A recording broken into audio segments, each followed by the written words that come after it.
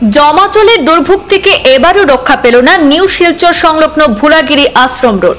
জমাজলের তলায় শ্রী শ্রী ভোলাগিরি আশ্রমের সাধুনিবাস সহ বিস্তীর্ণ এলাকা। স্থানীয় ভুক্তভোগীদের অভিযোগ, নিকাশি ব্যবস্থা সংস্কার করে সচল রাখা হলে এমন ভোগান্তিতে পড়তে হতো না জনগণের।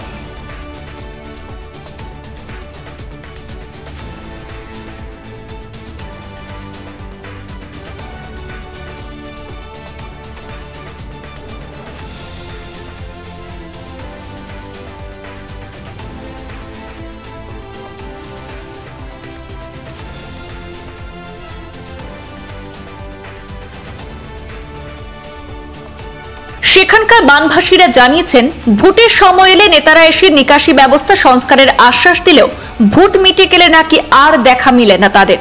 জমাজলে ভাসছে নিউ শিলচর ভোলাগিরি আশ্রম রোড। জনভোগান্তির জন্য সৃষ্টি হয়েছে জনক্ষোভের। প্রায় অর্ধ শতাধিক বছর পুরনো শ্রী শ্রী ভোলাগিরি আশ্রমে থাকা সাধু নিবাসের ঘরগুলো জলের তলায় চলে গেছে। আমাদের শিলচরের প্রতিনিধি সুরজিৎ চক্রবর্তীর মাধ্যমে দেখে নেব সেখানকার সার্বিক পরিস্থিতি এবং শুনে নেব স্থানীয় নাগরিকদের মন্তব্য। এই যে জলের অবস্থা, বৃষ্টি দিলে এই অবস্থা, শিলচর শহরের চারিদিকে জলে বন্দী হয়ে যায় মানুষ। বৃদ্ধদের কী করে চলবে, বাচ্চা কাচ্চা কী করে থাকবে, ওষুধ বিষুধ হলে মানুষের কী দুর্দশা হবে, সেখানে কোনো লক্ষণই আছে।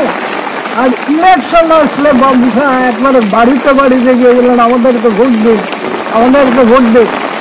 আমাদের শিলচরের এমএলএ সব কী করছেন, আমাদের এমপি সব কোথায় নাকের ডোকায় তেল লাগিয়ে ঘুমাচ্ছেন, আর শিলচরবাসী জলের ভরছে। এই হচ্ছে শিলচরের শহরের মেয়েরা খেলা। হবে হবে আগামীতে হবে, লড়াই হবে। আর ভোট আসলে বাড়ি বাড়ি গিয়ে ভোট বিকা দিবেন। আর এখানে মোদিজির কবচ, যে বলবো না মোদিজি এই করেছে সেই করেছে। আর তোমরা কী করছো বাবুরা, তোমরা কী করছো? মোদি তো মোদির জায়গায় ঠিক আছে, উনি ভালো লোক। তোমরা করছোটা কি? এই পরিমলবাবু কদিন আগে দাঁড়িয়েলেন, তিনি 5 বারের এমএলএ। হ্যাঁ, কাম কি করেছেন? দুবারে হেভিওয়েট মিনিস্টার, বললে বলবেন আমি সব বিজেপির হেভিওয়েট মিনিস্টার। কি করলেন কি জনগণের জন্য কাজ? জনগণদের সাথে চিটিংবাজি করেছেন ওনারা। জনগণ থেকে ভোট নেন, কাম করেন না কিচ্ছু, আর নিজের পকেট ভরেন। এই তো হচ্ছে জনগণের কাম। আর কি বলবো, আর বলবেন নাই। আর এই তো মন্দিরে আসি সকালে একবার, দেখুন তো মন্দিরে যারা ভক্তরা আছে ডেইলি আসে, কী করে আসবেন বলুন তো? এই মন্দিরের অবস্থা, মন্দিরে ডুবো হয়ে গেছে। এত পুরোনো মন্দির, মানুষ থাকবে কোথায়, বাঁচবে কী করে? মন্দিরে যে ভক্তরা আসবে, রাস্তা কোথায়? অলিগলিতে জল, রাস্তায় পুরা জল, কী করে বাঁচবেন? এটা কি আর বলতে হয় নাকি?